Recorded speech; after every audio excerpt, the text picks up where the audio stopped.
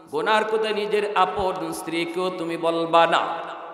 এ যুবক, অনেক সময় বন্ধু হাসির ছলে তুমি অনেক বন্ধুকে নিজের গুনার কথা বলে ফেলো রে। কিয়ামতের ময়দানে এই বন্ধু তোমাকে আল্লাহর দরবারে আটকায় দিবে, বলবে আল্লাহ তুমি তাকে কেমন করে জান্নাতে দিতেছো।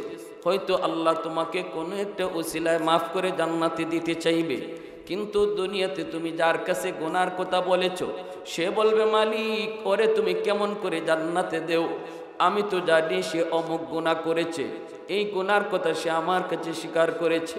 আল্লাহ পাক তখন বলবে বান্দারে আমি তোর গুনাহ নিজে গোপন রাখতে পারলাম, কিন্তু তুই তোর গুনাহটা গোপন রাখতে পারলি না। এজন্য গুনাহ শুধু আল্লাহকে শোনাবো, মসজিদের ইমাম সাহেবের কাছেও গুনার কথা বলতে নাই। না না, তওবা করতে তুমি কারো কাছে যাওয়া লাগে না।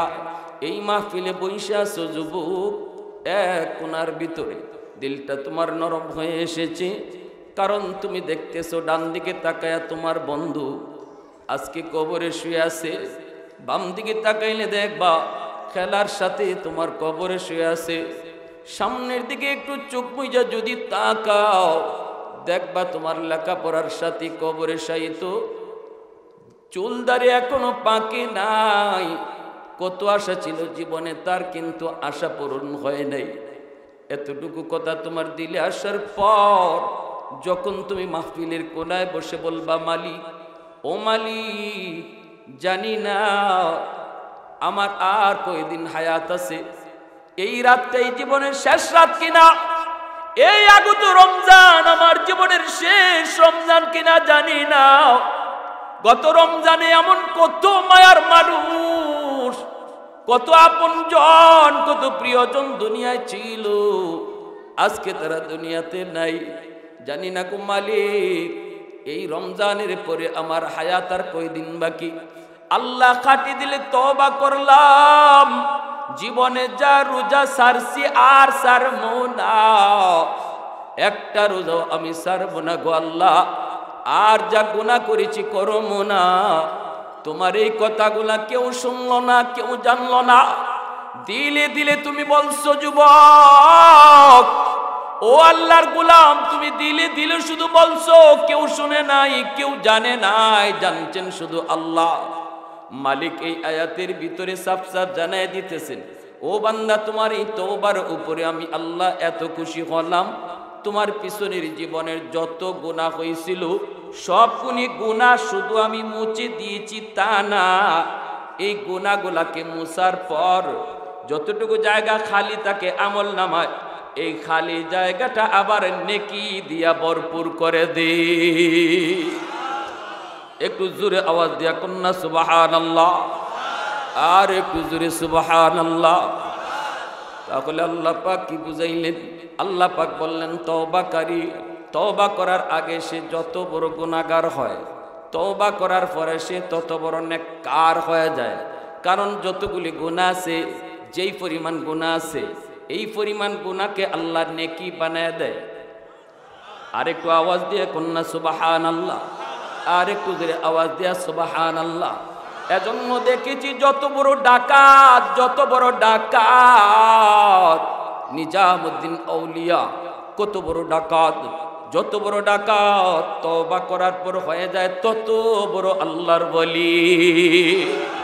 কারণ কি? কারণ হলো আল্লাহ পাক এই আয়াতের ভিতরে আল্লাহ নিজে বলতেছে, ও বান্দা তোমার তওবা আমার কাছে এত ভালো, এত ভালো, তোমার তওবা আমার কাছে এত প্রিয়, এত প্রিয়, তওবার কারণে আমি তো তোমার গুনাহকে নেকি বানায়া দেই। অতএব গুনাহ যদি বেশি হয় নেকিও বেশি হয়ে যায়, গুনাহ যদি বেশি হয় নেকিও বেশি হয়ে যায়। আল্লাহর গোলাম আল্লাহ পাক রব্বুল আলামিন তোমাকে ব্যবসা করার সুযোগ দিয়েছেন রে যুবক। বাজারে তুমি ব্যবসা করো, ব্যবসা করা নবীর সুন্নত, ব্যবসা করা সকল নবীদের সুন্নত। আল্লাহর নবী রহমতের নবী বলেন, সততার সাথে যে ব্যবসা করে কিয়ামতের ময়দানে সে আমি নবীর সাথে জান্নাতে থাকবে। যদি সে মাপে কম না দেয়, ওজনে কম না দেয়, মিথ্যা কথা না বলে, ভালোটারে ভালো কইয়া বিক্রি করে, খারাপটারে খারাপ কইয়া বিক্রি করে, কখনো সে খারাপটারে ভালো কইয়া বিক্রি করে না। না না, আমি আপনাকে বলি না, আপনি বলেন দাম কত। কেউ যদি আপনারে জিজ্ঞেস করে মিয়া জিনিসটার দাম কত, আপনি বলবেন দাম কত, সেটা বিষয় না ভাই, আমার এত টাকা হলে লাভ হয়। আপনি যদি দাম বলেনি, তবে যেই দামে কিনছেন এই দামটাই বলবেন। মিথ্যা কথা কইয়া দাম বেশি তারে শোনাইয়া বেশি লাভ নিবেন না। দাম আপনাকে বলতে, কাস্টমারকে দাম শোনাইতে, এটা শরীয়তে আপনারে বাধ্য করে না। আপনি যদি না বলেন না আমি কত দিয়ে কিনছি বলবো না, তবে আমার এত টাকা বেচলে আমার লাভ হয়, 100% আপনি হালাল, ঠিক না? কিন্তু যদি দাম বলেন যুবক, ও আমার ব্যবসায়ী ভাই, দাম যদি বলো তাহলে তোমাকে একরের দামটাই শোনাইতে হবে, মিথ্যার আশ্রয় নিবা না। এতটুকু হিম্মত কইরা যদি তুমি ব্যবসা করো যুবক, আজান হলে পরে তোমার শাটার বন্ধ, আজান হলে পরে শাটার বন্ধ, আল্লাহর ঘর মসজিদে যায় নামাজে দাঁড়াইছো, ফজর থেকে জোহর পর্যন্ত যতটুকু সময় তুমি ব্যবসা করেছো, আল্লাহ পাক রব্বুল আলামিন ফেরেশতাদেরকে ডাক দিয়ে বলি, ফেরেশতারা শুন, আমার বান্দা আজান হওয়া মাত্রই দেখো মসজিদে চলে গেছে, অথচ তার হাতে কাম ছিল, হাতের কাম বাদ দিয়া দিলের ভিতরে আমি আল্লাহ থাকার কারণে মসজিদে চলে গেছে। ফজর থেকে জোহর পর্যন্ত যতক্ষণ সে ব্যবসা করেছে, এই পুরা টাইমটাকে তোমরা তসবিহ জপার ভিতরে শামিল করে দাও। সুবহানাল্লাহ, আলহামদুলিল্লাহ, আল্লাহু আকবার। এইভাবে তসবিহ জপলে পরে যে এই পরিমাণ সওয়াব আমার বান্দার আমলনামায় হইতো রে, এতটুকু সওয়াব তার আমলনামায় উঠায় দাও। অতএব একজন ব্যবসায়ী ভাই ব্যবসা করে আল্লাহর ওলি হতে পারে, একজন ব্যবসায়ী খুব সহজে আল্লাহর ওলি হতে পারে, কারণ ব্যবসা করা নবীর সুন্নত। ব্যবসার ভিতরে আল্লাহ পাক 60 ভাগ রিজিক আল্লাহ রেখে দিয়েছে। কয় ভাগ রিজিক? জোরে বলেন কয় ভাগ? বাকি 40 ভাগ হলো, আর যত সেক্টর আছে টাকা কামাই করার, সব সেক্টরে আল্লাহ রাখছে 40 ভাগ, আর 60 ভাগ রিজিক নবী বলেন আল্লাহ রাখছে হালাল ব্যবসার ভিতরে। কচকচে টাকা, আবার তোমার ক্ষমতা শক্তিও আছে, কচকচে টাকাও আছে। এই দুইটা জিনিস যার হয়, সে কিন্তু হারাম ব্যবসার দিকে চলে যাওয়ার চিন্তা করে, সুদের ব্যবসার দিকে যাওয়ার চিন্তা করে। সুদের ব্যবসা সমাজে চলেনি না চলে না? একটু জোরে বলেন, চলেনি না চলে না? না রে ভাই, এটা কিন্তু ব্যবসা না, এটা বহুত বড় হারাম, বহুত বড় হারাম। সুদ খাওয়া হারাম। আল্লাহর নবী রহমতের নবী বলেন, সুদখোরকে লানা রাসূলুল্লাহ সাল্লাল্লাহু আলাইহি ওয়াসাল্লাম আকিলার রিবা ওয়া মুকিলাহু ওয়া কাতিবাহু ওয়া শাহিদাইহি আও কামা ক্বালা নবী আলাইহিস সালাম। নবীজি বলেন, যে সুদ খায়, যে সুদে টাকা নেয়, যে সুদের সাক্ষী হয়, যে সুদের লেনদেন লেখে, এই 4 দলকে নবী বলেছেন এরা সুদখোর। 4 দলকে নবী সুদখোর বলেছেন। যে সুদে শুধু টাকা লাগায় সে শুধু সুদখোর নয়, যে সুদে টাকা আনতে যায় হেও সুদখোর। কষ্ট পাইতেছেন আপনারা? কিছু কথা বলা দরকার আসেনি না? নাই, আমার বয়ান সামনে রয়ে গেছে, এই কথাগুলো প্রাসঙ্গিক বলতেছে। যে সুদে টাকা লাগায় সে যেমন সুদখোর, সে যে সুদে টাকা আনতে যায়, বলবেন হুজুর করব কি, কেউ তো আমারে করজ দেয় না, আমার তো বিপদ থেকে উদ্ধার হতে হবে, কেউ তো আমাকে ধার দেয় না, এজন্য আমি সুদখোরের কাছে গেলাম। না রে ভাই, আপনাকে এতটুকু অনুমতি ইসলাম দেয় না, আমি হুজুর দিব কি করতে? আমি দিব করতে? আমার নবী তোমাকে দেয় না, ইসলাম তোমার এতটুকু অনুমতি দেয় না, এতটুকু অনুমতি দেয় না। আমাদের সমাজে করজ দেওয়া বন্ধ হয়ে গেছে, এটারও কারণ আছে। সুদের ব্যবসা গরম হয়েছে করজ বন্ধ করার কারণে। কারণ হইল সমাজের কিছু মানুষ করজ নেওয়ার পরে করজ টাকা আর ফেরত দিতে চায় না। হ্যাঁ, করজ নেওয়ার পরে মনে করে এটা আর দিতে হয় না, দিমুনে বৃহস্পতিবার, বৎসর চলে যায়, বৃহস্পতিবার আসে না। সপ্তাহের 7 দিনের ভিতরে বৃহস্পতিবার একদিন আসে না? কিন্তু হের সপ্তাহ জায়গা 6 দিনে, জানো শনি রবি সোম মঙ্গল বুধ শুক্র, বৃহস্পতিবার নাই। ওই শনি রবি সোম মঙ্গল বুধ শুক্র, বৃহস্পতিবার কই গেল? যারা করজ দেয় হেরা যে কি মুসিবত পড়ে, জুতা ক্ষয় হয়ে যায় তার বাড়ি যেতে যেতে খবরই নেই, ঘুমোতে ক্ষয় আমি বাড়িতে না। মমিসিং এক জায়গায় গেছি, ভাই কষ্ট নিয়ে না, কিছু কথা কোন লাগে, আমিও ভুক্তভোগী এরকম। এখন আমার কাছে করজ চাইলে আমি কই ভাই করজ দেওয়ান লাগতো না, তোমার এমনি এমনি দিলাইছি ভাই, এটা আর আমার পাওয়ার আশা নাই, তুমি এমনি নেও। মমিসিং এক লোকে কহুজুর 5,000 টাকা বিপদে পড়ে আমার কাছে চাইছে, আমি দিছি। খানা খাইতে বসছি তখন আমার শোনায় কিচ্ছা কাহিনী, ক্ষয় দেওয়ার কথা 1 মাস যায় 1 বছর, তারে ফাই না। বাজারে একদিন ফাইলাম, দেখি বন্ধুদের সাথে চা খায়, কেউ কইলাম ভাই বিপদে পড়ে তুই টাকা চাইছ, আমি দিলাম, এখন আমি বিপদে আছি, টাকাটা দে না ভাই। কই মিয়া, যেখানে মন চাই এখানে টাকা চাও, এটা কি টাকা চাওয়ার জায়গা? তাই আমি বলতেছি কই ভাই তোর বাড়ি তো যাই, আমি তোরে ফাই না ভাই, আমি বড় বিপদে আছি ভাই, দেশ না ভাই। কই মিয়া, এটা কি টাকা চাওয়ার জায়গা? তুমি আমার বাড়ি যেতে পারো না? তোমার বাড়ির তো আমি গেছি, পাই না তো। কত তোমার আমি বলছি না আমি কি তোমার টাকা লইয়া মরে গেছি? তখন কইলাম ভাই তুই কোন দিন মরবে এটা কো, এর আগের দিন যাইব। কোন দিন মরবে ওই দিন কো, এই দিনটা যদি বলতে পারো এর আগের দিন যাইব, এর আগে তোরে ডিস্টার্ব করবো না। পারবেন মানিকগঞ্জের কেউ ইউরোপ গ্যারান্টি দিয়া কইতো অমুক দিন আপনার মরণ? হ্যাঁ, তাহলে যারা এই ধরনের কথা কয় আমি কি তোমার টাকা খাইয়া মরে গেছি, এটা একটা বাটপারি কথা, এটা একটা চরম বাটপারি কথা। হ্যাঁ কখন মরবো এটা তো হ্যাঁ নিজেও জানে না, এই কথাটা কইয়াও তো সে পার পাইতে পারে না, মারা যাইতে পারে, তো ঠিক কিনা? কয় হুজুর আমি যখন মানুষের কাছে টাকা চাইলাম, দেখি তার বন্ধুরা সবাই মিললে আমাকে ধরছে, কয় মিয়া তুমি তার ইজ্জত নষ্ট করছো, মাজারে মানুষের সামনে টাকা চাইয়া, তোমার জরিমানা দিতে হইবে। তখন আমি কইলাম ভাই আমি জরিমানা দিব? হ্যাঁ জরিমানা। কি জরিমানা দিব? কয় আমরা সবার বিল হয়েছে 250 টাকা, এই 250 তুমি দিয়ে দিবা। নিজের ফাওনা টাকা চাইতে গিয়া আরো জরিমানা দিয়ে আসে। এই হালত আমাদের সমাজের চিত্র, সমাজের একটা চিত্র বললাম, যার কারণে আজকে ওই যে একজন মানুষকে চুন খাইয়া জিব্বা ফুরছে, এখন দুধ দেখলে ডর করে। ভালো মানুষ যে বিপদে পড়ে আইছে, আসলে সে টাইম মতো দিয়ে দিত, কিন্তু দিতে তার ডর লাগে, কারণ এর আগে 3 জনে তার টেকা মারছে, ঠিক কিনা?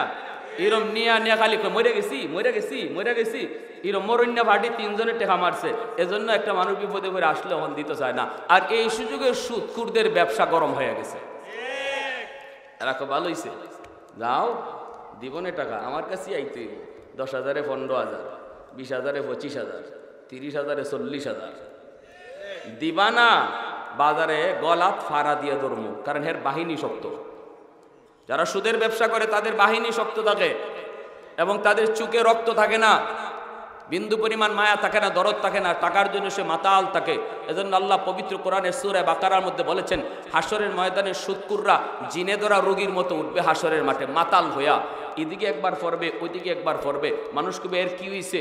কয় আরে এ মাতাল, দুনিয়াতে টাকার জন্য যেমন মাতাল ছিল, আল্লাহ হাসরের মাঠে তারে এইভাবে মাতাল বানিয়ে তুলছে। যে যে গুনায় জড়িত দুনিয়াতে, এই গুনার আলামত লইয়া হাসরের মাঠে উঠবে। যারা দুনিয়াতে জিনা করত, এই জিনাকুরদের তার লিঙ্গ দিয়ে ফুজ গড়ায় পড়বে আর চিৎকার করে করে হাসরবাসীকে শোনাবে। মানুষজন কইব কিরে ওর কি হইছে? কয় এর আযাবের নমুনা দেখে বুঝো না এ দুনিয়াতে কোন গুনাহ করছে? আযাবের নমুনা দেখে মানুষ বুঝবে আর দুনিয়াতে সে কোন গুনায় জড়িত ছিল। প্রিয় হাজিরিন, এজন্য বলতেছিলাম, নবীজি বলেন আমি মেরাজের রজনীতে জান্নাত জাহান্নাম দেখছি। জাহান্নামে যায় দেখি একদল মানুষের ফেট বুতুদহুম কাল বুয়ুত, ফিহাল হাইয়াত তুরা মিন খারিজি বুতুনিহিম। পেটটা এত বড়, পেটের ভিতরে সাপ কিলবিল কিলবিল করতেছে, নাক দিয়া মুখ দিয়া পায়খানার ছিদ্র দিয়া সাপ বাইর হয়। আমি জিব্রাইল আমিনকে বললাম, ভাই জিব্রাইল, মান হা উলাই? জিব্রাইল বলেন, হা উলাই আকালাতুর রিবা। নবী গো, এরাই আপনার উম্মতের ভিতরে ওই মানুষগুলা যারা সুদের সাথে জড়িত ছিল, এদের আজকে এই আযাব। রসুল বলেন, আযাব তো আযাবই, কিন্তু এমন অপমানজনক আযাব হাসরের মাঠে সুদকুররা বহন করবে, সুদকুররা বহন করবে। এজন্য আমার ভাইয়েরা, কখনো হারামে আরাম নাই। সুদের ব্যবসা কইরা, সুদের টাকা নিয়া ঘর বানাইতেছো, বাড়ি বানাইতেছো, খাইতেছো, বউ বাচ্চা সব পালতেছো, সব করতেছো। তুমি 10 জনকে ফালতেছো, 10 জনকে খাওয়াইতেছো, ঘর বানাইয়া 10 জনকে নিয়ে থাকতেছো, কিন্তু হাসরের মাঠে হিসাব 10 জনই দিবে না। হিসাব নিবেন আল্লাহ আপনার কাছ থেকে একা। খাইবে 10 জনে, হিসাব দিবে 10 জনে না 1 জনে? আওয়াজ দিয়া বলেন, আওয়াজ দিয়া বলেন। হারাম টাকা গড়ে ঢুকাইয়া খাইলো 10 জন, হিসাব দিবে 10 জন না 1 জন? যে ঢুকাইছে সে। এই কথাটা বুঝার পরেও যে হারাম টাকা দিয়া ঘরের মানুষকে খাওয়ায়, সে বুদ্ধিমান না বোকা? আওয়াজ দিয়া বলেন। আজকে যদি বুঝতাম যাদেরকে খাওয়াই, তাদেরকে পালি, সবাই মিললে হিসাব দিবে, তাহলে একটা মাইনা নেওয়া যাইতো। হিসাব দিব আমি একা, আর খাইবে 10 জন। এমন কাজ আমি কেন করব? এমন কাজ কেন করব? আমার ভাইয়েরা, বন্ধুরা, যুবক, এ যুবকের জন্য আল্লাহ পাক কই, রব্বুল আলামিন কয়, ভুল করে ফেলেছো, তওবা করে ফেলো। তওবার মাস রমজান মাস, তওবা করে ফেলো। আল্লাহ পাক তোমার গুনাহগুলোকে নেকি বানায় দিবে। যার জিন্দিগিতে যেই পরিমাণ গুনাহ আছে, এই পরিমাণ নেকি আল্লাহ বানায় দেয়। এজন্য তওবাকারী তওবার সাথে সাথে আল্লাহর ওলি হয়ে যায়। হযরত আবু বকর সিদ্দিক রাদিয়াল্লাহু তাআলা আনহু, হযরত উমর ফারুক রাদিয়াল্লাহু তাআলা আনহু, দুজন মায়ার নবীর প্রসিদ্ধ সাহাবী, আমার নবীর বড় মায়ার সাহাবী। আবু বকর সিদ্দিক বলতেছেন, উমর, ও উমর, আমি আবু বকরের মন বলে, আমি আবু বকরের মন বলে, তুমি উমরের জীবনের নেকি আমার চেয়ে বেশি। হযরত উমর ফারুক রাদিয়াল্লাহু তাআলা আনহু বলেন, ভাই আবু বকর, কি তুমি শুনাইছো? তুমি তো হলে উম্মতের ভিতরে শ্রেষ্ঠ, তোমার নেকিও তো সবার চেয়ে বেশি। আমি উমরের জীবনের নেকি কেমনে বেশি হয়? কোন যুক্তিতে? সিদ্দিক বলেন, ভাই ওমর, যুক্তি নাই, তবে কোরআনের আয়াতের দলিল আছে। কি সেই দলিল? কই দলিল হলো, আল্লাহ পবিত্র কোরআনের সূরা ফুরকানের ভিতরে বলেছেন, ইল্লা মান তাবা ওয়া আমানা ওয়া আমিলা আমালান সালিহা ফাউলাইকা ইউবাদদিলুল্লাহু সাইয়্যাতিহিম হাসানাত। আল্লাহ বলে দিয়েছেন রে ও ভাই ওমর, আল্লাহ বলে দিয়েছেন, তওবা করার দ্বারা আল্লাহ পাক পিছনের জীবনের যার যত গুনাহ থাকে, গুনাহ যত বেশি হয়, নেকিও তার তত বেশি হয়ে যায়। তুমি ওমর ইসলাম গ্রহণ করার আগে অনেক গুনাহ তুমি বেশি করছো, আমি আবু বকরের চেয়ে তোমার গুনাহ বেশি। অতএব ইসলাম গ্রহণ করার পর তওবার খাতিরে আমার মন বলে, ওই গুনাহ যদি আল্লাহ পাক নেকি বানায় দেয়, তাহলে নেকিও তো তোমার বেশি হয়ে গেল। এই কথা বলতেই হযরত ওমর কান্না শুরু করে দিয়েছেন, কারণ তাদের দিলটা এত নরম, তাদের দিলটা এত নরম। আখিরাতের যখন সুসংবাদ তারা পান, সাথে সাথে তাদের দিল নরম হয়ে যায়। হযরত ওমর কান্না করা শুরু করে দিলেন, আর বলতেছেন, ভাই আবু বকর, আমি এত কিছু বুঝি না রে ভাই, আমি শুধু জানি এই উম্মতের ভিতরে তোমার মর্যাদা হলো সবার উপরে আর নবীর নিচে। যদি আমি ওমরের জীবনের নেকি বেশি হয়, আসো আমরা জীবনের নেকি বদলা বদলি করি। আমি ওমর আমার জিন্দেগির সব নেকি তোমাকে দিয়ে দেব, বিনিময়ে তুমি তোমার জিন্দেগির সব নেকি লাগবে না, শুধু আমাকে একটা রাতের নেকি তুমি দিবানি। সাথে সাথে সিদ্দিক আকবর বলতেছে, রে ভাই ওমর, সেটা কোন রাতের কথা তুমি বলতে চাও? হযরত ওমর বলেন সেই রাতটা হলো নবীর সাথে, আমার মায়ার নবীর সাথে যেই রাতে তুমি হিজরত করেছিলা, যেই রাতে আমার নবীর সাথে তুমি মদিনায় হিজরত করেছিলা, ওই রাতের নেকিটা শুধু আমাকে দিবানি, আমি ওমর তোমাকে আমার জিন্দেগির সব নেকি দিয়ে দেব। ও ভাই আবু বকর, ওই রাতে তোমার কি পরিমাণ নেকি হয়েছে আমি জানি না, তবে আমার মন বলে আমি ওই রাতের নেকি পাইলে আমি উমরের জন্য যথেষ্ট। 40টা রাত তুমি ঘুমাও নাই, আমার নবী গভীর রাতে যখন যায় তোমাকে ডাক দিলেন, আবু বকর আস্তে করে নবী ডাক দিলেন, সাথে সাথে তুমি দরজা খুলে দিয়েছ। নবী জিজ্ঞেস করেছেন, আবু বকর এত রাতে ডাক দিলাম, এত আস্তে আস্তে ডাক দিলাম, কেমন করে তুমি দরজা খুলে দিয়েছ, তুমি কি রাতে ঘুমাও নাই? তখন আবু বকর বলেন, নবী গো 40 দিন আগে আপনি বলেছিলেন আবু বকর সতর্ক থাইকো, যে কোনো এক রাতে আমি নবী তোমাকে নিয়ে হিজরত করব। ওগো নবীজি, ওই দিন থেকে আজও পর্যন্ত আমি আবু বকর রাতের বেলা বিছানায় পিঠ লাগাই না। এরপরে আমার মায়ার নবীকে নিয়ে তুমি রওনা দিয়েছ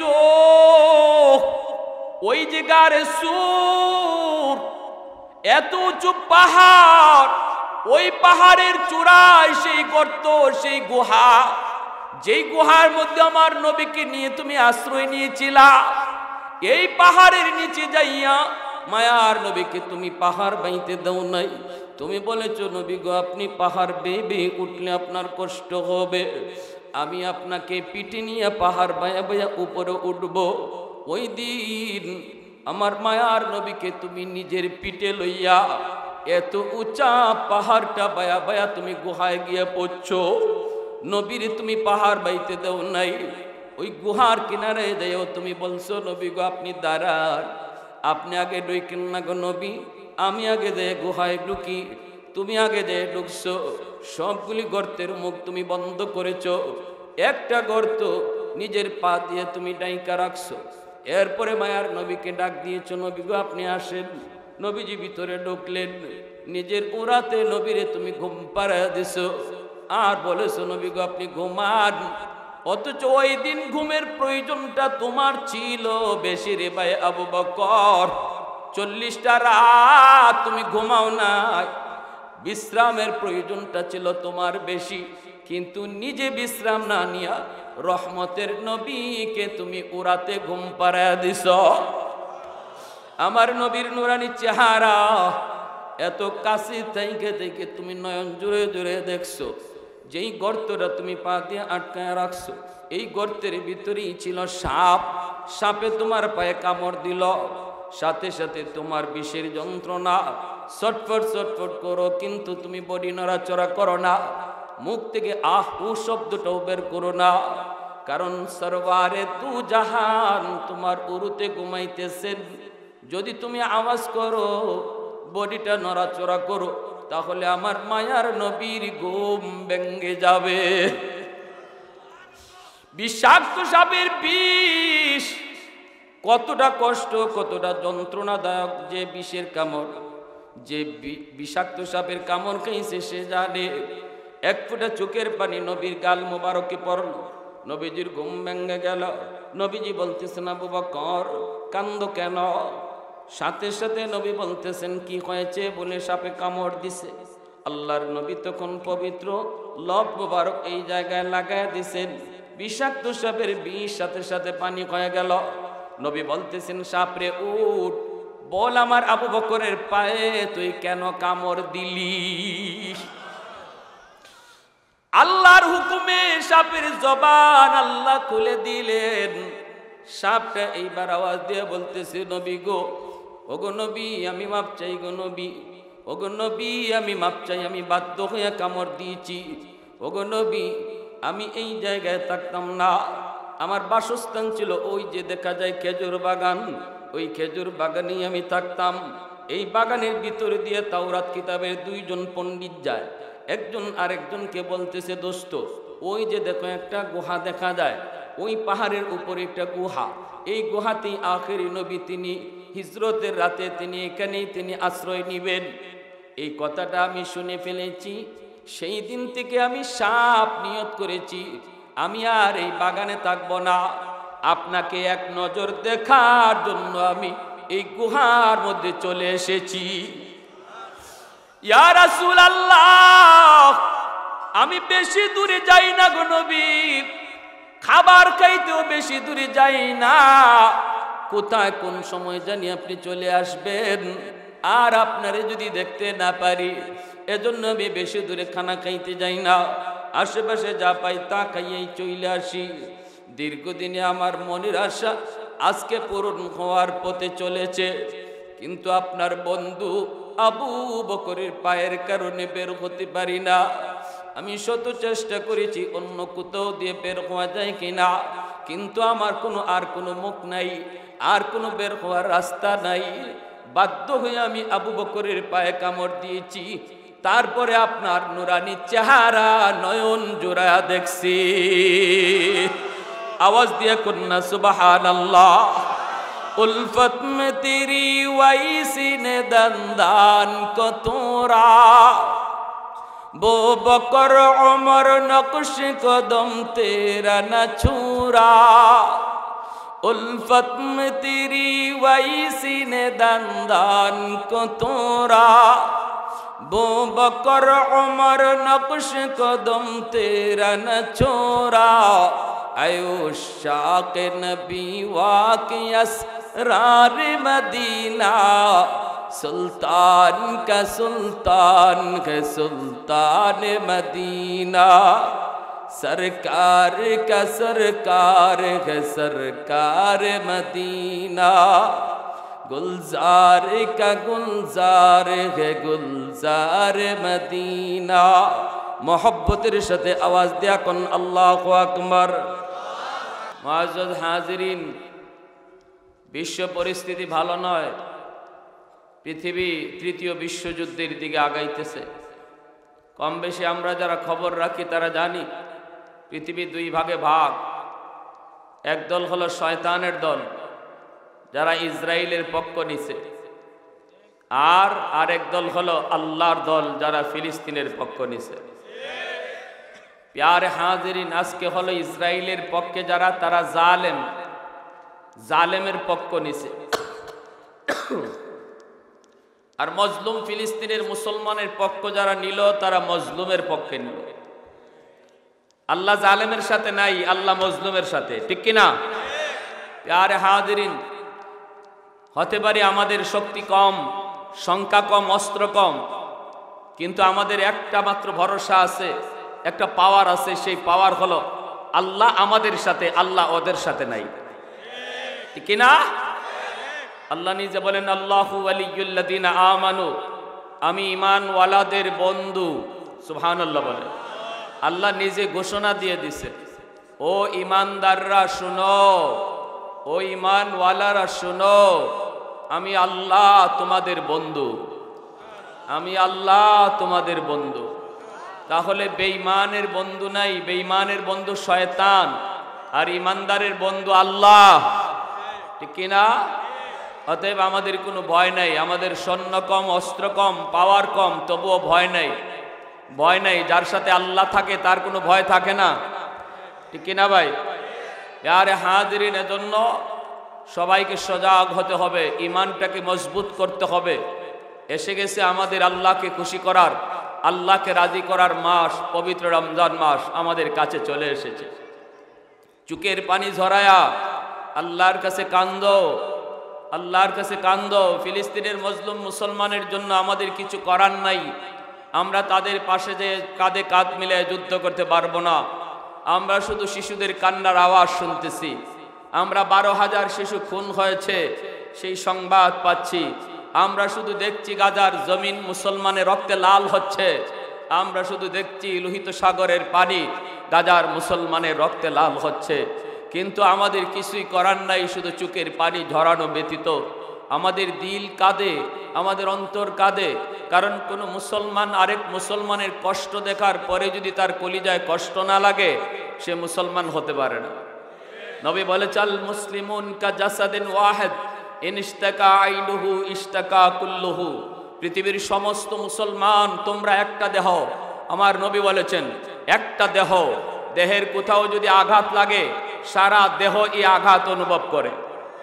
আল্লাহ নবী বলেন পৃথিবীর কোনো এক প্রান্তে যদি একজন মুসলমান আক্রান্ত হয় তোমরা মনে করবা গোটা বিশ্ব মুসলমান আক্রান্ত হয়েছে। তাহলে আমার নবীর হাদিসের ভাষায় বোঝা যায় গাজার শিশুরা রক্ত ঝরে না, আমার শিশুরা রক্ত ঝরে। গাজার 12,000 শিশু খুন হয়েছে না, বরং আমাদের শিশুগুলা খুন হয়েছে। আজ ইসরায়েলের কারাগারে আমার মুসলিম বোনের আর্তচিৎকার, এটা গাজার নারী নয়, সে আমার মুসলিম বোন। আওয়াজ দিয়া বলেন ঠিক কিনা? এতটুকু অনুভূতি যদি তোমার অন্তরে জাগ্রত না হয় যুবক, তুমি যদি এখনো এতটুকু দরদ তোমার অন্তরে পয়দা না হয়, হাসরের ময়দানে আমার নবীর সামনে মুখ দেখাইতে পারবো না, আমার রসুলের সামনে মুখ দেখানো যাবে না। আজকে মুখ দেখাতে পারবে না আরবের নেতাগুলি, আজকে মুখ দেখাতে পারবে না সৌদির বাদশাহ, আজকে মুখ দেখাতে পারবে না আমার নবীর সামনে জর্দানের বাদশাহ, মিশরের প্রেসিডেন্ট। তাদের শক্তি ছিল, সামর্থ্য ছিল, তারা অস্ত্র দিয়া সৈন্য দিয়া মুসলিম মুসলমানের পাশে দাঁড়াইতে পারত। সৌদির বাদশাহ সালমান একটা হুঙ্কার যদি দেয়, ইসরায়েল তুই এখন যুদ্ধ বন্ধ কর, ইসরায়েলের বাপেরও ক্ষমতা নাই যুদ্ধ করার। কিন্তু আমরা দেখি তাদের মুখ খোলে না, তারা এখনো নাক ডাকায়া ঘুমায়, তারা এখনো কিছুই যেন বুঝে না। তৈরি থাকো জবাব দেওয়ার জন্য আমার নবীর সামনে। আমার তো দিল বলে বাংলাদেশ যদি গাজা যদি বাংলাদেশের বর্ডার হতো, যদি ফিলিস্তিন বাংলাদেশের বর্ডার হতো, আমার দিল বলে বাংলাদেশের একটা যুবক ঘরে বসা থাকতো না, প্রত্যেকে জিহাদে শরীক হয়ে যেত।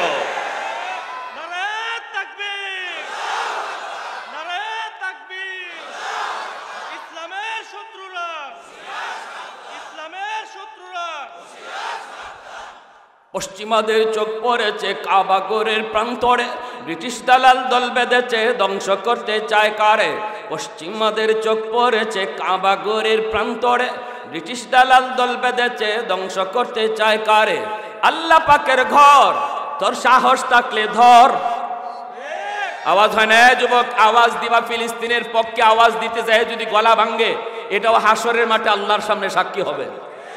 আল্লাহ যুদ্ধ করতে পারি নাই, আওয়াজ দিয়া গলা ভাঙছি, নেতার জন্য গলা ভাঙলে এটা আল্লাহর কাছে তোমার পক্ষে সাক্ষী হবে না। মুসলমানের পক্ষে আওয়াজ দিয়া গলা ভাঙলে হাসরের ময়দানে জান্নাতে যাওয়ার জন্য সাক্ষী হয়ে দাঁড়াবে। আওয়াজ দিয়া বলো ঠিক কিনা? পশ্চিমাদের চোখ পড়েছে কাবাগরের প্রান্তরে, ব্রিটিশ দালাল দল বেঁধেছে ধ্বংস করতে চায় কারে। পশ্চিমাদের চোখ পড়েছে কাবাগরের প্রান্তরে, ব্রিটিশ দালাল দল বেঁধেছে ধ্বংস করতে চায় কারে। আল্লাহ পাকের ঘর, তোর সাহস থাকলে ধর। ঠিক কিনা? আল্লাহ পাকের ঘর, তোর সাহস থাকলে ধর। দো জাহানের মালিক যিনি, পবিত্র কাবা। ওই আরবের দিন বাঁচাতে সত্য ন্যায়ের মুক্তি চাই, মুহাম্মাদের বাহিনী আজ আসলে তোদের রক্ষা নাই। ওই আরবের দিন বাঁচাতে সত্য ন্যায়ের মুক্তি চাই, মুহাম্মাদের বাহিনী আজ আসলে তোদের রক্ষা নাই। মুহাম্মাদুর রাসূলুল্লাহর বাহিনী আসেনি, দুই হাত উঠে বলো আসেনি। একটু দাঁড়াও, জেগে ওঠো ওকে মুসলমান, আর কতদিন দিন ইসলামের সইবে অপমান। একটু দাঁড়াও, জেগে ওঠো ওকে মুসলমান, আর কতদিন দিন ইসলামের সইবে অপমান। রক্ত দিয়ে পবিত্র ওই মক্কা মদিনা, সেই জমিনে ইহুদিরা চলতে পারে না। নূর মক্কার ইসলাম তার তাকলো কি আর দাম, বন্দিশালায় তাকে যদি আল-আকসার ইমাম। ওই আরবের দিন বাঁচাতে সত্য ন্যায়ের মুক্তি চাই, মুহাম্মাদের বাহিনী আজ আসলে তোদের রক্ষা নাই। পশ্চিমাদের চোখ পড়েছে কাবাগরের প্রান্তরে, ব্রিটিশ দালাল দল বেঁধেছে ধ্বংস করতে চায় কারে। আল্লাহ পাকের ঘর, তোর সাহস থাকলে ধর। দো জাহানের মালিক যিনি, পবিত্র কাবা। ওই আরবের দিন বাঁচাতে বলবো একটু সামনে আগান, একটু সামনে আগান। এই যুবকদেরকে জায়গা দেন, তাদেরকেই দরকার আজকে। সবাই একটু সামনে আগায় বসেন, একটু সামনে, একটু নড়াচড়া করেন। আধার জায়গা 4 আঙ্গুল জায়গা আমার যার সামনে আছে, আমি আজকে আমার এক মুসলমান ভাইকে যদি এই দুনিয়ার জান্নাতের বাগানে জায়গা দেই, আল্লাহ আমাকে পরকালে জান্নাতের বাগানে জায়গা করে দিবে। একটু সামনে আগাই ভাই, সামনে চলে আসে, পিছনের যুবকরা চলে আসো, সামনে চলে আসো। আজকে বয়ান হবে যুবকদেরকে নিয়ে, যুবকরা সামনে চলে আসো। দরকার, ইসলামের ইতিহাসের যতগুলা বিপ্লব ঘটেছে প্রতিটা বিপ্লবের সামনে ছিল মুসলিম যুবক, ঠিক কিনা? মুসলিম যুবক। আজ একজন সালাউদ্দিন আইয়ুবীর দরকার, আর আরেকজন সালাউদ্দিন আইয়ুবীর দরকার। আমার ভাইয়েরা, বন্ধুরা, সময় এসেছে, সময় এসেছে জাগার। আর আর বুক বিলাসিতার আর টাইম নাই। ঘুমাইতে ঘুমাইতে দেখবা দুনিয়ার হায়াত শেষ, ঠিক কিনা? ওরা দাজ্জালের অপেক্ষায় আছে, ইহুদিরা দাজ্জালের অপেক্ষায়। আমরা বলি তোরা দাজ্জালের অপেক্ষায়, আমরা ইমাম মাহদির অপেক্ষায় ইনশাআল্লাহ। দাজ্জাল ইমাম মাহদির সাথে পারবে না, ঠিক কিনা জোরে বলেন? যত শক্তি নিয়েই তোমরা ময়দানে থাকো, পারবা না, কারণ তোদের সাথে আল্লাহ নাই, আল্লাহ আমাদের সাথে। নবী বলেছেন যার ঈমান নাই সে মুর্দা, আর যাদের ঈমান আছে তারা জিন্দা। অতএব আমার নবীর হাদিসের ভাষায় তুমি সুপার পাওয়ার আমেরিকা হতে পারো, নবীর ভাষায় তুমি মুর্দা, আর আমরা মুসলমান জিন্দা। মুর্দা যত কোটি হোক কোনো অসুবিধা নাই, একজন জিন্দার জন্য যথেষ্ট, ঠিক কিনা জোরে বলেন? পশ্চিমাদের চোখ পড়েছে কাবাগরের প্রান্তরে, ব্রিটিশ দালাল দল বেঁধেছে ধ্বংস করতে চায় কারে। পশ্চিমাদের চোখ পড়েছে কাবাগরের প্রান্তরে, ব্রিটিশ দালাল দল বেঁধেছে ধ্বংস করতে চায় কারে। আল্লাহ পাকের ঘর তোর সাহস থাকলে ধর, দো জাহানের মালিক যিনি পবিত্র কাবা। ওই আরবের দিন বাঁচাতে সত্য ন্যায়ের মুক্তি চাই, মুহাম্মাদের বাহিনী আজ আসলে তোদের রক্ষা নাই। আরেকটা বার দুই হাত উপরে উঠায়া, গায়ে যদ্দুর শক্তি আছে শক্তি নিয়া, গলায় যদ্দুর আওয়াজ আছে আওয়াজ দিয়া যুবক বলো, মুহাম্মাদুর রাসূলুল্লাহর বাহিনী আসেনি। এ যুবক, ইমাম মাহদির সৈনিক আসেনি। একটু জোরে বলো আল্লাহু আকবার। হয় নাই? আরো জোরে আল্লাহু আকবার, আল্লাহু আকবার। আল্লাহ আমাদেরকে তোমার দ্বীনের জন্য কবুল করো। আল্লাহ আমরা বিছানায় মরণ চাই না, আল্লাহ আমাদেরকে শাহাদতের মরণ দান করো। সবাই আওয়াজ দিয়া বলে না আমিন। আল্লাহর রাস্তায় যে শহীদ হয় সে সফল হয়ে যায়, সে আল্লাহর জান্নাতের মেহমান। বাইপাস রাস্তায় সংক্ষেপে হয়ে যায়, সংক্ষেপে বাইপাস রোডে জান্নাতে যাওয়ার একটা মাত্র রাস্তা, সেটা হলো আল্লাহর রাস্তায় জিহাদ। আল জিহাদু মুখতাসারু তারিকিন ইলাল জান্নাহ। নবী বলেছেন জান্নাতে যাওয়ার রাস্তা সোজা রাস্তা। এই রাস্তা দিয়ে যেতে হলে তোমাকে জায়গায় জায়গায় চেকপোস্টে আটকানো হবে। ফেরেশতা নামক পুলিশ তোমাকে বলবে নামাজের কাগজ দেখাও, রোজার কাগজ দেখাও, হজের কাগজ দেখাও। এভাবে কাগজ দেখায়া দেখায়া তোমাকে বিশ্ব রোড দিয়ে জান্নাতে যেতে হবে। কিন্তু আমার রসুল বলেছেন একটা রাস্তা আছে জান্নাতে যাওয়ার, যেই রাস্তা দিয়ে গেলে পুলিশে পায় না। সুবহানাল্লাহ জোরে কর, আরে কুজুরে বলেন। পুলিশে পায় না, পুলিশে পায় না। পুলিশের চোখ ফাঁকি দিয়া জান্নাতে যাওয়া যায়, চলে যাবে সে জান্নাতে। কে সে? সে হলো শহীদ, যে আল্লাহর রাস্তায় শহীদ হয়। আল্লাহ জিজ্ঞেস করবে বান্দা কেমনে আইসো? বলে শর্ট রাস্তায় আইসি। তাহলে তো হিসাব দিলা না, নামাজের হিসাব দাও। আমি আল্লাহরে বুঝাও। বলবে আল্লাহ কে নামাজের হিসাব? নামাজ আর রোজার হিসাব কি আবার আমার কাছে চাও তুমি? আমি তো তোমার জন্য আমার জীবনই দিয়ে দিছি, আমি তো আমার জানটাই তোমার জন্য দিয়ে দিছি। কে নামাজের হিসাব, কিসের রোজার হিসাব? আল্লাহ পাক তখন বলবে দলিল কি, প্রমাণ কি? তুমি আমার জন্য তোমার জান দিয়ে দিছো। তখন শহীদ তার শরীরের রক্ত আর শরীরের রক্ত আল্লাহর সামনে সাক্ষী হিসাবে পেশ করবে। এজন্য আল্লাহ নবী বলেছেন যারা আল্লাহ রাস্তায় শহীদ হয় তাদেরকে গোসল দিও না। গোসল দিতে হয় না, রক্ত মাখা দেহ নিয়েই তাকে দাফন করো। হাসরের মাঠে সে আল্লাহর সামনে উপস্থিত হবে, শহীদের শরীরে রক্ত লাগানো থাকবে। বলবে আল্লাহ তোমার রাস্তায় শহীদ হয়েছি, এর সাক্ষী হলো আমার জামায় রক্ত, আমার শরীরে রক্ত। জোরে কোন সুবহানাল্লাহ। দুনিয়ায় এসেছি একদিন, যাব একদিন। কেউ চিরকাল থাকতে পারবে না। কেউ কারো মরণ হবে বিছানায়, আর কারো মরণ হবে আল্লাহর রাস্তায় শাহাদতের মর্যাদায়। প্যার হাজিরিন, এজন্য আমার নবী বলেছেন জিহাদের তামান্না যার দিলের ভিতরে থাকবে না সে মুনাফিক হয়ে মরবে। আমরা মুনাফিকে মরণ চাই না। যারা জিহাদকে সন্ত্রাস বলে ওরা বুঝে না, ওরা সন্ত্রাস আর জিহাদ চিনে না, জানে না। সন্ত্রাস দমনের জন্য জিহাদ। সন্ত্রাস হলো নাপাক, জিহাদ হলো পাক। সন্ত্রাস হলো অপবিত্র, জিহাদ হলো পবিত্র। আজকে ফিলিস্তিনে যে জুলুম চলছে, এই জুলুমের মোকাবেলায় হলো জিহাদ। ফিলিস্তিনে সন্ত্রাস চলছে, সন্ত্রাসের মোকাবেলায় হলো জিহাদ। ফিলিস্তিনে ইসরাইল তার নাপাক চিন্তাধারা চালাচ্ছে, আর ফিলিস্তিনের গাজার মুসলমান যারা আজকে জিহাদে শরীক হয়েছে, তারা পবিত্র জিহাদে শরীক হয়েছে। ঠিক কিনা আওয়াজ দিয়া বলেন? এজন্য সাবধান, জিহাদ আর সন্ত্রাসকে কখনো কেউ এক মনে করবেন না। যত বড় নামাজি আপনি হোক না কেন, আপনার কপালে যত বড় নামাজের সেজদার দাগ থাক না কেন, যদি আপনি জিহাদকে খারাপ মনে করেন, আমার নবী যে নবী জীবনে মিথ্যা বলেন নাই, এই নবী বলেছেন আপনি মুনাফিক হয়ে মরবেন। আমি বলি, আপনি জিহাদ বুঝেন, জিহাদ জানেন, না বুঝা দূরে থেকে জিহাদকে সন্ত্রাস বইলা মুনাফিকের খাতায় নাম লেখাবেন না। প্যারে হাজির, ওই দিনও দেখলাম গাজার মুসলমান বৃষ্টির মতো আকাশ থেকে বোমা নিক্ষেপ করে করে প্রায় 90-এর উপরে 95% বাড়িঘর ওরা মাটির সাথে মিশিয়ে দিছে। বলেন আমাদের সাধারণ মুসলমান ভাই বোনের কি দোষ? 12,000 শিশু খুন হয়েছে, বলেন শিশুদের কি অপরাধ? শিশুরা জানে দুনিয়াতে দুশ্মনকে? শিশুরা শুধু জানে সবাই আপন। শিশু হত্যা করা আন্তর্জাতিক আইন অপরাধ, কিন্তু বর্বর ইহুদিরা তারা আন্তর্জাতিক আইন বলতে কিছু মানে না, জাতিসংঘ মানে না, আন্তর্জাতিক আদালতের বিচারের রায় মানে না। সব কিছুকে বৃদ্ধাঙ্গুলি দেখিয়ে তারা এত বড় সন্ত্রাস, এত বড় জুলুম গাজায় চালাচ্ছে। কয় রাফায় যাও, গেলে পরে ওখানে নিরাপদ থাকবা। কত মা শিশু সন্তান নিয়া, এমন কোন একটা ফ্যামিলি নেই যেই ফ্যামিলিতে 5 জন 6 জন 3 জন একজন না হলেও কেউ শহীদ হয় নাই। হয়তো কোনো রকম একটা বাচ্চাকে নিয়ে মা বেঁচে আছে, কেউ নাই আর বাঁচার, জীবন বাঁচার তাগিদে ওদের কথায় বিশ্বাস করে রাফায় গিয়েছে। 18 থেকে 20 লক্ষ মুসলমান রাফা শহরে আশ্রয় নিয়েছে। এই ইহুদিরাই বলেছে যাও মিশরের সীমান্তের পাশে, কিন্তু আমরা দেখলাম ওরা বিশ্বাসঘাতকতা করলো, ধোঁকাবাজি করলো।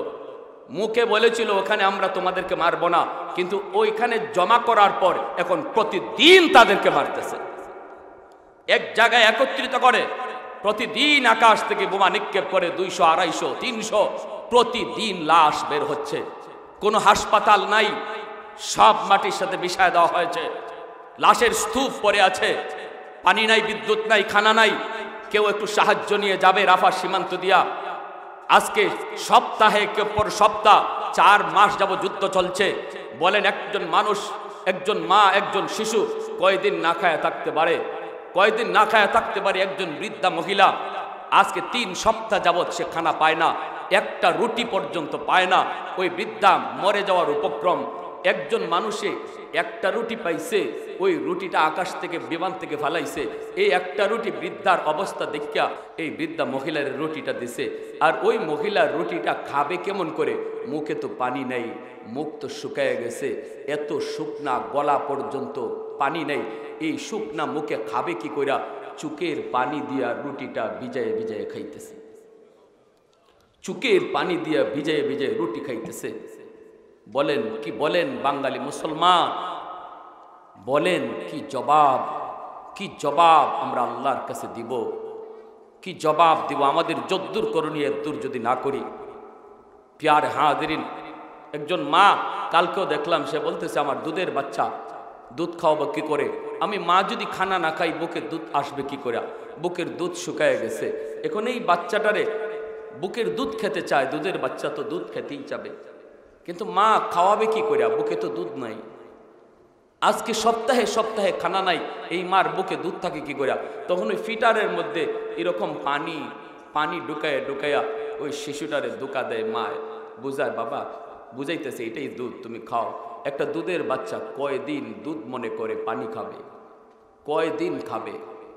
মা বলতেছে চোখের পানি ঝরায় কান্না করে, আমার শিশুটাকে আমি কয়েকদিন পর্যন্ত ধোকা দিয়া দুধ কইয়া ধোকা দিয়া পানি খাওয়াইছি, কিন্তু পানি খেয়ে একটা শিশু কতদিন বাঁচে? শেষ পর্যায়ে একটা দুধের প্যাকেট পাইছে বিমান থেকে ফালানোর পর, একজন মানুষ দয়া করে তারে দিয়ে গেছে।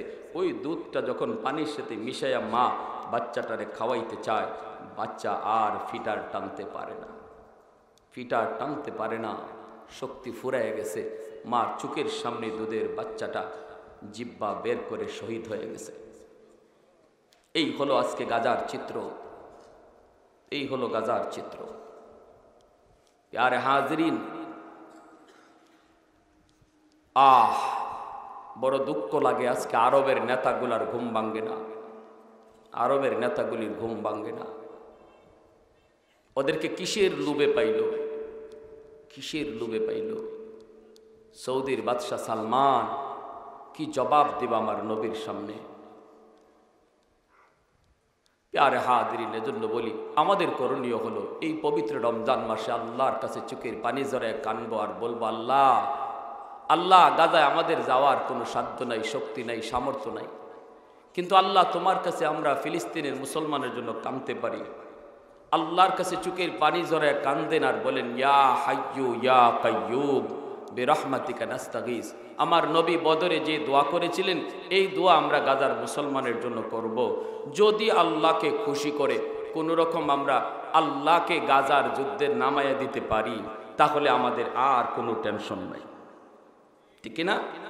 আল্লাহ যদি কোনো যুদ্ধে থাকেন, তাহলে এই যুদ্ধে মুসলমান মারতে হয় না, মুসলমান মারামারি করতে হয় না, আল্লাহ নিজেই মারেন না।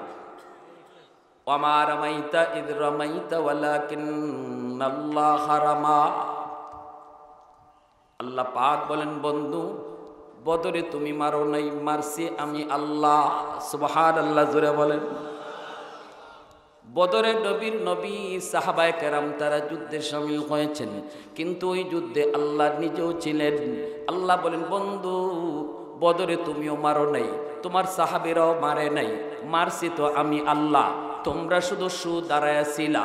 তাহলে বোঝা গেল আল্লাহকে যদি রাজি করায়া যুদ্ধে নামানো যায়, তাহলে বিজয় মুসলমানের নিশ্চিত। তাফসীরে মাযহারিতে আল্লামা সানাউল্লাহ পানিপতি রহমাতুল্লাহি আলাইহি তিনি লিখেন, বদরে আল্লাহ পাক রব্বুল আলামিন 5000 ফেরেশতা আল্লাহ বদরে পাঠাইছেন। একজন ফেরেশতাকেও আল্লাহ পাক আকাশে তুলে নেন নাই, আকাশে ফেরত নেন নাই। 5000 ফেরেশতাকে আল্লাহ পাক বদরেই রেখে দিয়েছেন। পৃথিবীর যেখানে যেথায় মুসলমান আল্লাহকে সাথে নিয়ে যুদ্ধ করবে, আল্লাহকে সাথে নিয়ে যুদ্ধে নামবে, সেখানেই বদরি ফেরেশতা তাদেরকে সাহায্য করবে। তাহলে শুধু চোখের পানি জড়ায় জড়ায় আল্লাহর কাছে কান্দো যুবু, এতটুকু কান্নাও যদি তোমার চোখ দিয়ে না আসে, কিয়ামতের ময়দানে ফিলিস্তিনের অবুঝ বাচ্চাটা যখন তোমার আমার বিরুদ্ধে আল্লাহর আদালতে মামলা দিবে, ওই দিন কিন্তু তুমি আমি বাঁচার কোনো উপায় পাবো না। ওই দিনও দেখলাম একটা অবুঝ শিশু তার ভাইয়ের লাশের পাশে বৈশা বৈশা চোখের পানি জড়ায় জড়ায় কান্দে। ফিলিস্তিনের গাজার একটা শিশু তার ভাইয়ের লাশের পাশে বসে বসে চোখের পানি জড়ায় জড়ায় কান্দে আর বলতেছে, ভাইয়া তুমি জান্নাতে যাও, জান্নাতে যায়া আমার নবীর কাছে বিচার দিও। আমাদেরকে ওরা কেন মারছে, কি জন্য মারছে কিছুই জানি না, কিন্তু নবীর উম্মত কেউ আমাদেরকে সাহায্য করে নাই। এতটুকু কথা তুমি আমার নবীর কাছে বিচার দিও। ও বাঙালি যুবক, ও আল্লাহর গোলাম, এতটুকু হাসরের মাঠে বলতে পারবো, মাওলা আমরা গাজার বর্ডার না, আমরা জিহাদের শরীক হওয়ার সুযোগ ছিল না, অন্তরের ভিতরে দরদ ছিল। ও মালিক, অন্তরের ভিতরে দরদ ছিল। আল্লাহ কি করব, চোখের পানি জড়ায় জড়ায় তাদের জন্য কাঁদছি, তোমার কাছে সাহায্য চাইছি। এতটুকু কথা কইয়া অন্তত আমরা বাঁচতে পারবো। আর আজকে থেকে নিয়ত করেন, ইসরায়েলের কোনো পণ্য কিনবো না, ইসরায়েলের কোনো বস্তু কিনবো না, ইসরায়েলের যেই সমস্ত জিনিস আছে এই জিনিস আমি আমার ঘরে ঢুকাবো না। এটা যার যার সাধ্যের ভিতরে আছে। ইউনিলিভারের যত বস্তু আছে আমার ঘরে আনবো না। দোকানদারের ব্যবসায়ী ভাইয়েরা একটু খেয়াল করে বুঝো, ইউনিলিভারের জিনিস, ইসরায়েলের যত জিনিস আছে আজকে থেকে কেনা বন্ধ করো। এটা তোমার ইমানি দায়িত্ব। ফিলিস্তিনের অবুজ বাচ্চাটা কিয়ামতের মাঠে যদি তোমার বিরুদ্ধে মামলা দেয়, তুমি এই উদ্যোগটাও তোমার আল্লাহর সামনে সাক্ষী হয়ে দাঁড়াবে। একটা পয়সা যদি লস হয়, একটা লাইফবয় লাক্স সাবান না কেনার দ্বারা, ইসরায়েলের যদি একটা পয়সা লস হয়, এই একটা পয়সা নিয়েই আমি ফিলিস্তিনের মুসলমানের পাশে দাঁড়াইলাম, এক পয়সা নিয়ে দাঁড়াইছি, ঠিক কিনা? আর যদি আমার কেনার দ্বারা একটা পয়সা লাভ হয়, তাহলে এই এক পয়সা দিয়েই ইহুদিরা বোমা বানাবে, আর এই বোমা দিয়েই আমার মুসলমান ভাই বোনকে হত্যা করবে। এই একটা পয়সাও বোমা বানানোর কাজেই ব্যবহার হবে, ঠিক কিনা? জোরে বলে। তাহলে আমাদের সাধ্যের ভিতরে যা আছে এটা আমাদের করা দরকার, আসেনি না নাই? আর একটু জোরে করে, আসেনি না নাই? ইল্লা মান তাবা ওয়া আমানা। এইবার একটু কথাগুলা বোঝার চেষ্টা করেন, কেমন করে আমরা পবিত্র রমজানে আল্লাহকে খুশি করব। যুবক, আল্লাহ পাক রব্বুল আলামিন বলেন, ইল্লা মান তাবা ওয়া আমানা ওয়া আমিলা আমালান সালিহা ফাউলাইকা ইউবাদদিলুল্লাহু সাইয়্যাতিহিম হাসানা ওয়া কানাল্লাহু গফুরুর রহিম। আল্লাহ পাক রব্বুল আলামিন বলেন, আমার কোন বান্দা যখনই সে তওবা করবে, ঈমান আনবে, নেক আমল করবে, জীবনে অনেক গুনাহ হয়েছে তার দ্বারা, ব্যবসা করতে যায় সুদের ব্যবসা করেছে, দুনিয়াদারি করতে যায় মানুষের সাথে খারাপ আচরণ করেছে, মুরব্বীদের সাথে বেয়াদবি করেছে, বাপ মার দিলে কষ্ট দিয়েছে, এমনিভাবে উলামায়ে কেরামের সাথে বেয়াদবি করেছে, কত অন্যায় কত অপরাধ আমাদের দ্বারা হয়ে যায় রে যুবক। আল্লাহ পাক এই আয়াতের ভিতরে তোমাকে আশার বাণী আল্লাহ শোনাইতেছে, বান্দা তুমি যদি বলো আল্লাহ ভুল করেছি, আর জীবনে অন্যায় করব না, আর জীবনে হারাম ব্যবসা করব না, আর জীবনে বাপমার কলিজায় ব্যথা দেব না, ও মালিক তোমার হক যা নষ্ট করেছি কাজা করার চেষ্টা করব, মানুষের হক যা নষ্ট করেছি ফিরাইয়া দিব। এই বইলে তুমি যখন দিলে নিয়ত করে তওবা করবা, তোমার এই তওবার কথাটা কেউ শুনলো না, ইমাম সাহেবের হাত ধইরেও এই কথা বলতে হলো না, চেয়ারম্যানের কাছে যাইয়াও তোমার তওবা করতে হবে না, এমপির কাছে যাইয়াও নিজের গুনার কথা ইয়াদ করাইতে হবে না। আর শরীয়তের বিধান হলো গুনাহ কাউকে বলতে নাই।